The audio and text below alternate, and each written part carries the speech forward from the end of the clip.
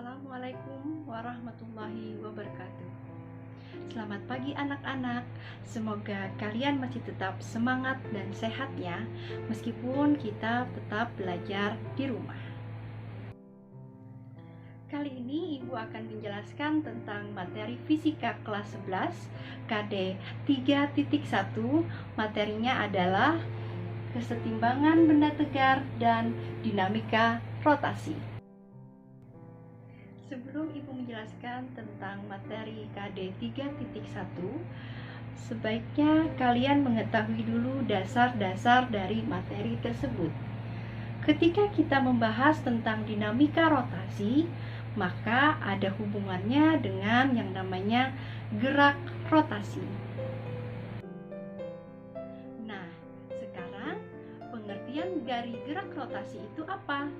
Baiklah, sekarang kita sama-sama menyimak. Gerak rotasi adalah sebuah benda yang berputar mengelilingi poros tertentu atau sumbu tertentu. Nah, sekarang kita akan membahas contoh-contoh mengenai gerak rotasi itu. Banyak sekali contoh gerak rotasi dalam kehidupan sehari-hari. Di antaranya adalah yang pertama, gerak bumi mengelilingi matahari.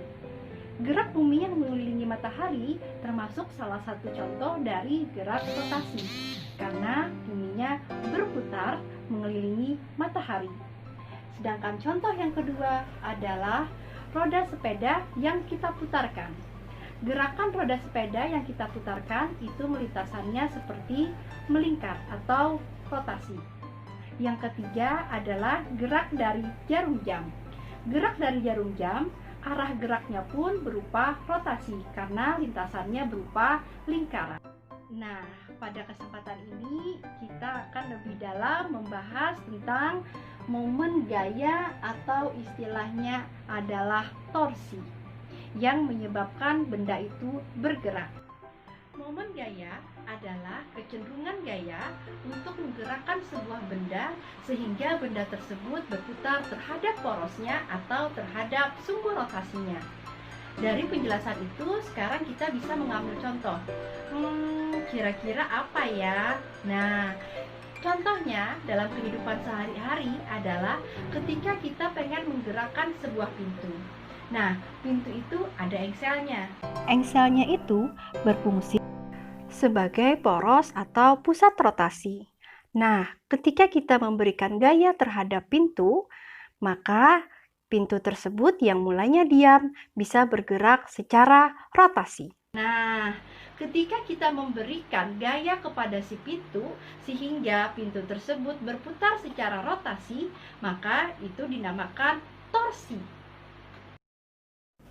Semakin besar gaya yang kita berikan terhadap pintu, maka semakin besar pula torsi yang kita hasilkan. Faktor kedua yang mempengaruhi besarnya torsi adalah lengan torsi. Lengan torsi adalah jarak antara gaya yang kita berikan dengan pusat rotasi. Maka semakin besar lengan torsi, maka semakin besar pula torsi yang kita hasilkan. Faktor terakhir yang mempengaruhi besarnya nilai torsi adalah sudut torsi. Nah, sudut torsi adalah pembentukan antara gaya yang kita berikan dengan lengan torsi. Nah, ketika kalian membuka pintu dengan gaya yang sejajar dengan pintu, jelas pintunya tidak akan bergerak. Nah, pintu bisa bergerak kalau kita memberikan gaya tegak lurus terhadap lengan torsi. Nah, secara matematis, maka kita dapat menyebutkan bahwa torsi atau momen gaya adalah perkalian antara gaya yang tegak lurus dikalikan dengan lengan torsi atau R. Nah, sekarang yang menjadi pertanyaan, bagaimana kalau gayanya itu membentuk seperti miring-miring? Kira-kira bagaimana ya? Nah, ini dia penjelasannya. Ketika gaya yang kita berikan itu berbentuk seperti miring atau ada pembentukan sudut, maka kalian harus bermain sedikit dengan trigonometri. Caranya adalah dengan mengalihkan gaya dengan sudutnya atau mengalihkan gaya dengan theta. Ketika dia pada sumbu Y, maka kita tinggal mengalihkan F dikalikan sin theta. Nah, ketika kita pada sumbu X, maka tinggal dikalikan F cos theta. Sekarang bagaimana cara kita menentukan arah gaya pada torsi?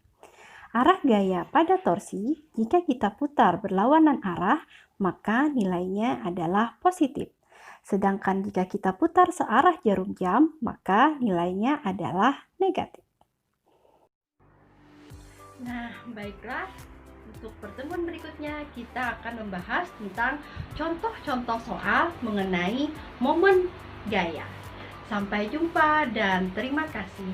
Wassalamualaikum warahmatullahi wabarakatuh.